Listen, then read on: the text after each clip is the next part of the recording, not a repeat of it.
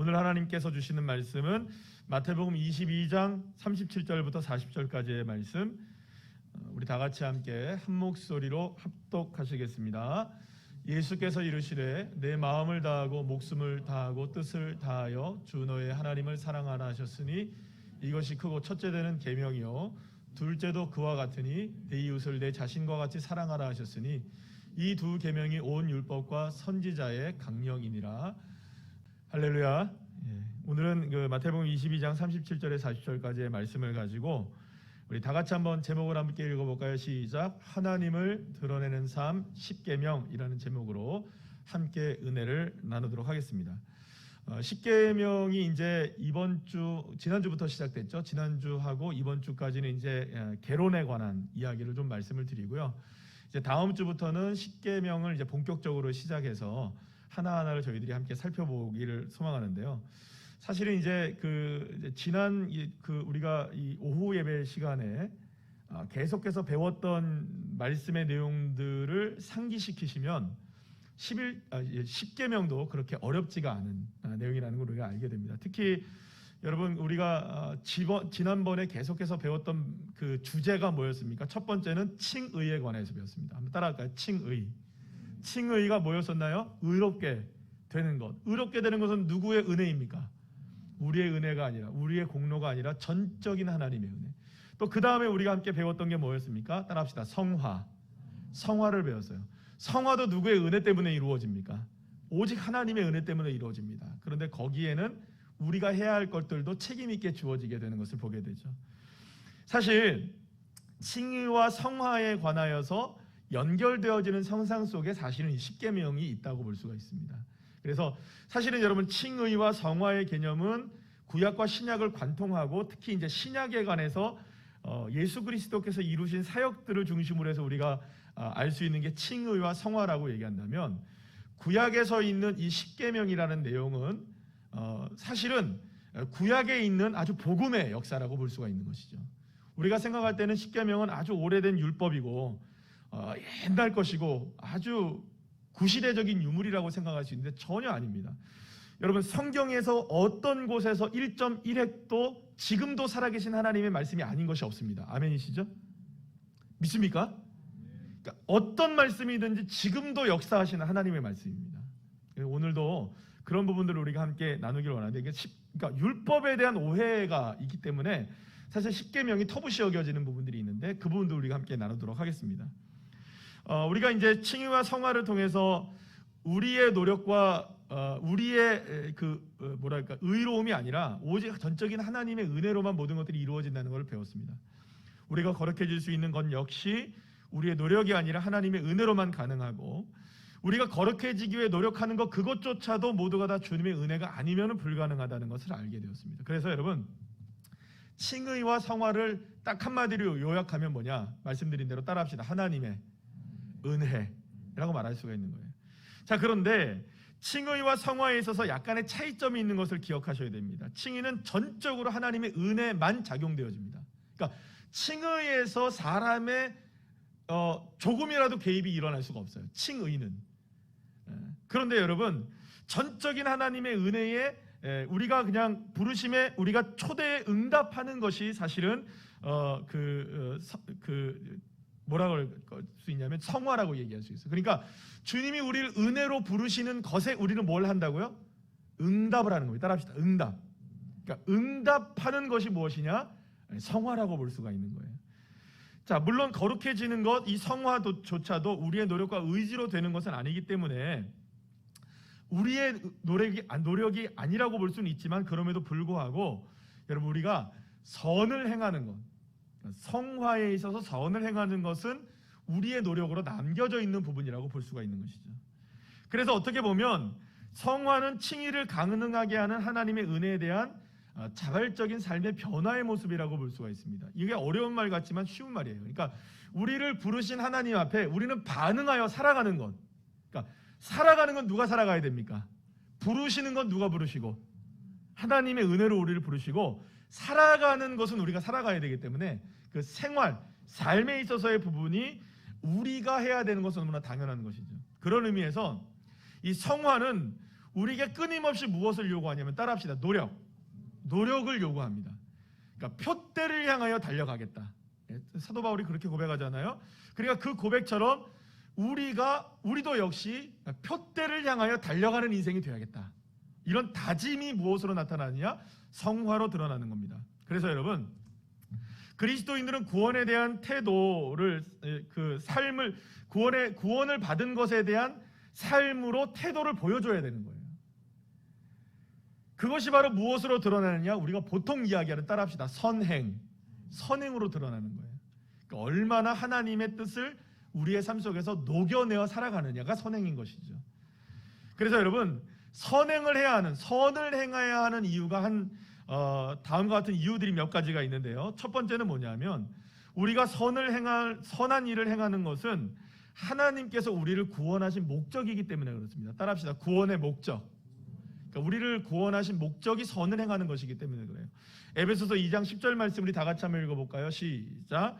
우리는 그가 만드신 바라 그리스도 예수 안에서 선한 일을 위하여 지으심을 받은 자니 이 일은 하나님이 전에 예비하사 우리로 그 가운데서 행하게 하려 하심이니라. 하나님은 구원받은 우리의 삶이 선한 일로 날마다 풍성해지기를 원하시고 계십니다. 구원받기 이전의 삶의 목적이 단순하게 우리의 인생을 즐기는 행복에 있었다면, 구원받은 이후의 삶의 우리의 모습은 선한 일을 통하여 하나님께 영광을 돌리게 되는 것이 우리의 삶의 목적이 되시기를 주님이 원하신다는 것입니다. 그래서 여러분, 성경은 디도서 2장 14절에서 다음과 같이 선언하는데요. 다 같이 한번 읽어볼까요? 시작. 그가 우리를 대신하여 자신을 주심은 모든 불법에서 우리를 속량하시고 우리를 깨끗하게 하사 선한 일을 열심히 하는 자기 백성이 되게 하려 하심이라 라고 말씀하고 있습니다. 둘째는 여러분, 하나님께서 우리의 선행을 기뻐하신다. 따라합시다. 하나님께서 우리의 선행을 어떻게 하신다고요? 기뻐하신다는 겁니다. 로마서 12장 1절에서 2절까지의 말씀을 함께 읽어보겠습니다. 시작. 그러므로 형제들아, 내가 하나님의 모든 자비하심으로 너희를 권하노니 너희 몸을 하나님이 기뻐하시는 거룩한 산 제물로 드리라. 이는 너희가 드릴 영적 예배니라. 너희는 이 세대를 본받지 말고 오직 마음을 새롭게 함으로 변화를 받아 하나님의 선하시고 기뻐하시고 온전하신 뜻이 무엇인지를 분별하도록 하라 라고 말씀하고 계십니다. 바울은 로마서 11장까지는 우리가 어떻게 구원을 받았는지에 대한 설명을 하거든요. 그런데 12장부터는 구원받은 성도가 어떻게 살아야 하느냐에 대한 문제를 다루고 있습니다. 그러니까 특별히 구원받은 우리의 삶이 하나님께 드려지는 영적인 예배가 되어야 된다. 그러니까 하나님이 기뻐하시는 게 뭐냐? 우리의 삶을 분별하여서 우리의 삶이 무엇이 되어야 된다? 영적인 예배가 되어야 된다. 그것이 바로 무슨 삶이다? 선을 행하는 삶이다 라고 얘기하고 계시는 거예요. 그러니까 우리가 정말로 구원받은 것에 대해서 기뻐하며 살아가는 것. 그래서 하나님이 우리가 선을 행하시는 것을 얼마나 기뻐하시는지 몰라요. 자, 세 번째 뭐냐 하면 선한 일을 통해 우리의 구원을 확신할 수 있기 때문입니다. 따라합시다. 구원을 확신할 수 있다. 요한일서 3장 14절 말씀 우리 다 같이 한번 읽어볼까요? 시작. 우리는 형제를 사랑함으로 사망에서 옮겨 생명으로 들어간 줄을 알거니와 사랑하지 아니하는 자는 사망에 머물러 있느니라 라고 말씀합니다. 이웃에게 선을 행하는 것이야말로 우리가 구원을 받은 하나님의 자녀들이라는 것을 분명하게 보여주는 증거라는 것이죠. 예수님께서도 요한복음 15장 5절에서 다음과 같이 말씀하십니다. 시작. 나는 포도나무여 너희는 가지라. 그가 내 안에 내가 그 안에 거하면 사람이 열매를 많이 맺나니 나를 떠나서는 너희가 아무것도 할 수 없음이라 라고 말씀합니다. 포도나무이신 예수님께 딱 붙어있는 가지라면 반드시 무엇을 맺게 되느냐? 열매를 맺게 되어 있는 거예요. 그러니까 우리가 선한 일을 하게 되는 이유는 뭐냐? 선한 일을 선하게 살아가야 되는 이유는 뭐냐? 주님께 딱 붙어있으면 당연히 무슨 열매를 맺겠습니까? 주님의 열매를 맺게 되겠죠? 그러니까 우리가 예수님께 붙어있기 때문에 예수님의 사람임을, 구원받은 백성임이 이 예수님께 딱 붙어있는 우리들을 통하여 자연스럽게 드러나게 된다는 것이죠. 네 번째는 하나님께서 우리의 선행을 복음의 도구로 삼으시기를 원하신다는 겁니다. 따라합시다. 복음의 도구. 그러니까 우리가 선을 행하는 것을 통해 복음의 도구로 삼으시길 원하신다는 거예요. 자, 예수님께서 마태복음 5장 16절 말씀에서 다음과 같이 말씀하십니다. 시작. 이같이 너희 빛이 사람 앞에 비치게 하여 그들로 너희 착한 행실을 보고 하늘에 계신 너희 아버지께 영광을 돌리게 하라. 사랑하는 여러분, 우리의 착한 행실을 통해서 이웃이 누구에게로 돌아오게 되느냐? 하나님께로 돌아오게 되는 거예요. 그러니까 여러분, 그리스도 안에서 착하게 사시길 축복합니다. 그러면 그게 전도가 되는 거예요.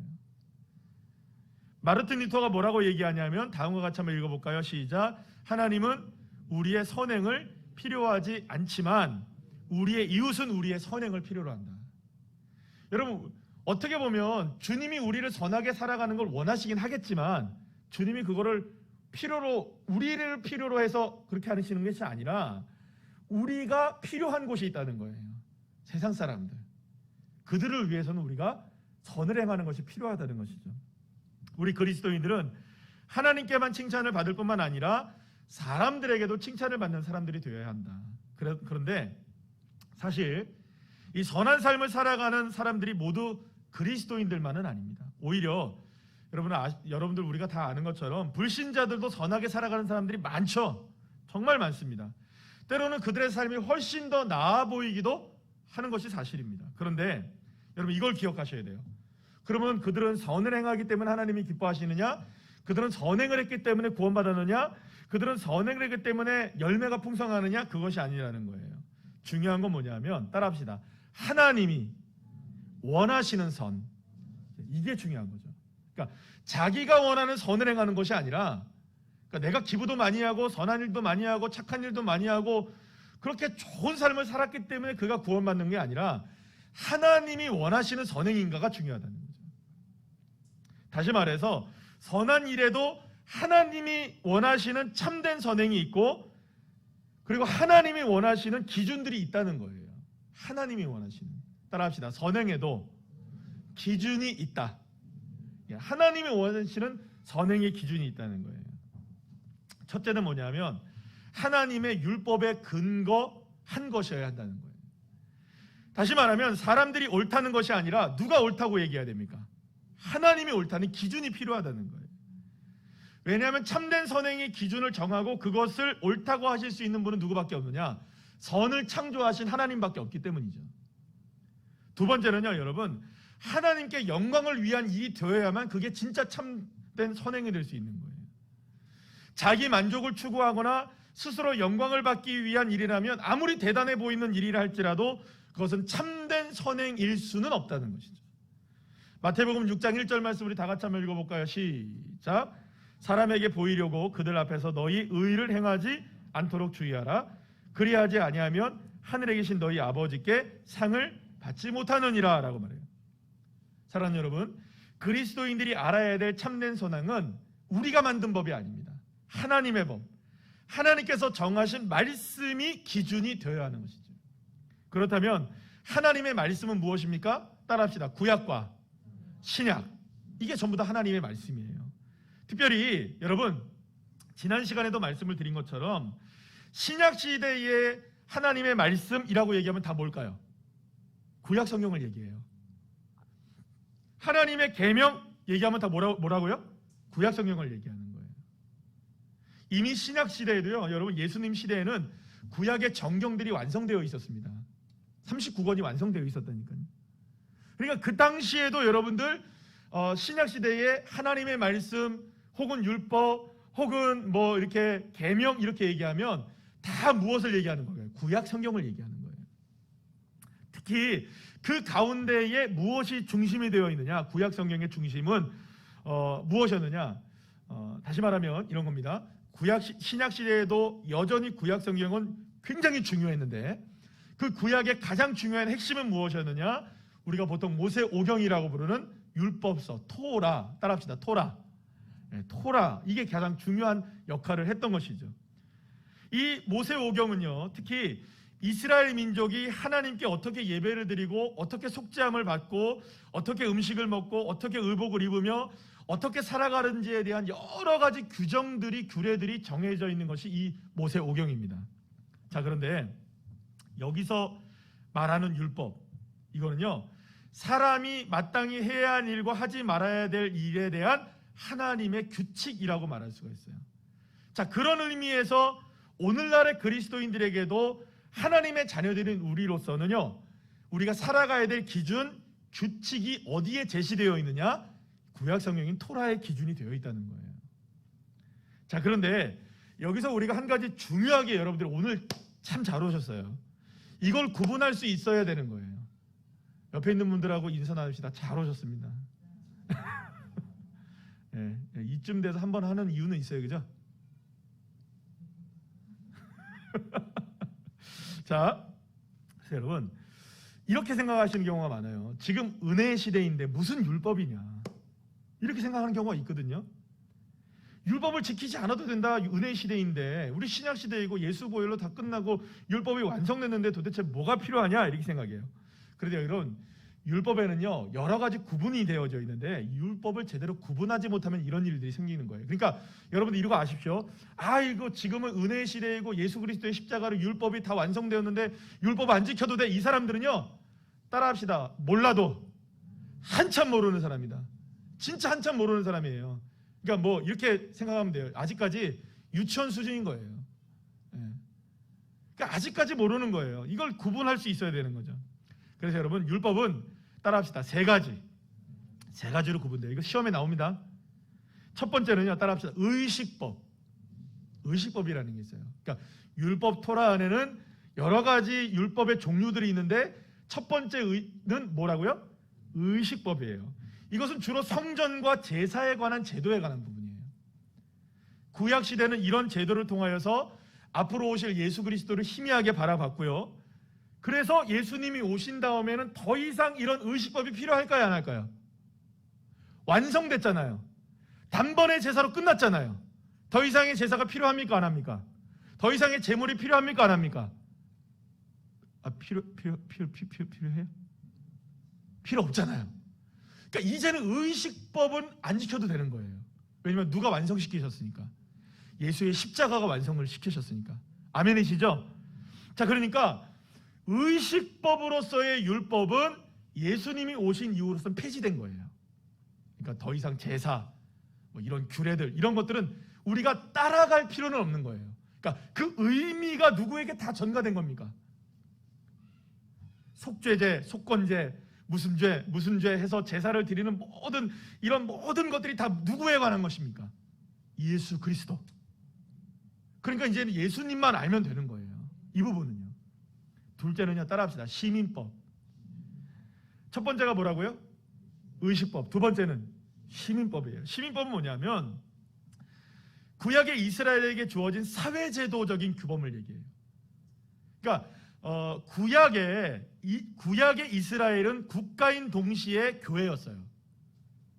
그러니까 어떤 율법은 신앙의 법인 동시에 국가의 법이기도 했던 거예요. 예를 들어서 이런 겁니다. 안식일을 지키지 않는 자는 뭘로 치라? 돌로 치라. 이게 법이었어요. 그러면 이게 종교법이기도 했지만 국가법이기도 했던 거예요. 그래서 여러분들, 예수님이 십자가에 못 박히시기 전에 자꾸 율법적인 부분을 얘기하잖아요. 이 사람이 안식일을 지키지 않았다, 이 사람이 하나님의 이름을 망령되이 일컬었다, 이런 얘기하잖아요. 그래서 뭘 하고 있어요? 종교법을 어겼음에도 불구하고 국가법이 작용되잖아요. 그래서 누가 죽임을 당하는 겁니까? 예수님이 십자가에서 죽임을 당했잖아요. 이것이 이제 시민법이에요. 그래서 여러분, 이러한 법률들이 있는 거예요. 그런데 여러분, 이거는 이스라엘에게 국한된 일이에요. 물론 영적인 의미가 지금 우리도 따라다니지만 중요한 건 뭐냐면 지금의 이 시민법은 구속력이 없다는 거예요. 만약에 여러분 지금 안식일을, 주일을 거룩하게 지키지 않고 범했다, 우리 다 어떻게 될까요? 돌 많이 맞았습니다. 그죠? 그러니까 우리 주일을 잘 지켰어도 많이 먹었다, 그죠? 아마 많이 먹었을 거예요, 우리가 돌을. 만약에 그대로 문자 그대로를 지킨다면 엄청난 혼란이 일어날 수 있을 거예요. 그래서 시민법도 우리가 문자 그대로 지키는 것은 아닌 거예요, 이제. 그런데 여러분, 세 번째가 있어요. 따라합시다. 도덕법. 도덕법은요, 하나님께서 그분의 백성에게 주신 순종의 규칙입니다. 따라합시다. 순종의 규칙.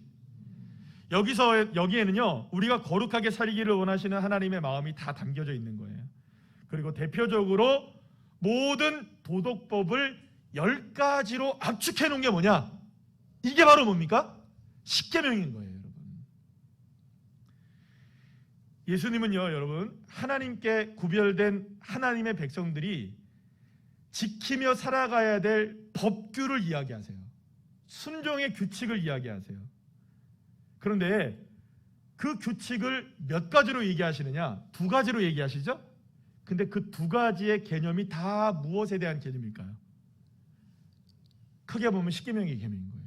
그래서 이렇게 얘기할 수 있습니다. 예수님이 계명을 10가지의 계명을 몇 가지로 압축시킨 걸까요? 2가지로 압축시키신 거예요. 오늘 본문을 우리 다시 한번 읽어볼까요? 시작. 예수께서 이르시되 내 마음을 다하고 목숨을 다하고 뜻을 다하여 주 너의 하나님을 사랑하라 하셨으니 이것이 크고 첫째 되는 계명이에요. 그러면 여기서 첫째 되는 계명이요, 하나님을 사랑하는 이 도덕법인 동시에 우리의 신앙의 법칙은 1계명부터 몇 계명까지일까요? 몇 계명? 얘기를 해줘도 이게 1계명이 아니고요, 4계명까지. 아, 1계명인 줄 아셨어요? 죄송합니다, 제가 숫자를. 그러니까 하나님을 사랑하는 법칙은 10계명 중에 1계명부터 몇 가지까지? 4계명까지가 있어요. 그 다음에 읽어볼까요? 둘째도 시작. 둘째도 그와 같으니 내 이웃을 내 자신과 같이 사랑하라 하셨으니 이 2계명이 온 율법과 선지자의 강령이니라. 그러면 5계명부터 몇 계명까지? 10계명까지는 그러니까 우리가 이웃을 사랑하는 데 주님이 주신 말씀인 것이죠. 그러니까 십계명은요, 하나님의 자녀들이 하나님을 사랑하고 이웃을 사랑하는 법을 이야기하고 있는 거예요. 예수님이 이것을 온 율법과 선지자들이 외친 이야기다라고 얘기하고 있는 것이죠. 사랑하는 여러분, 십계명은 옛날에 있었던 계명이기 때문에 폐기되어야 할 법조항을 말하고 있는 게 아니에요. 오늘도 여전히 살아계셔서 우리가 살아가는 이 땅 가운데서도 하나님의 자녀로서 구별되게 하시는 이 가장 중요한 구분선이 무엇이냐? 십계명에 대한 부분인 거예요. 여러분, 그래서 저와 여러분이 이번 십계명을 우리가 함께 배우면서 1계명부터 10계명까지 전체 말씀을 다 외우지 못해도 하나하나는 다 이렇게 목록들은 10가지를 좀 외웁시다.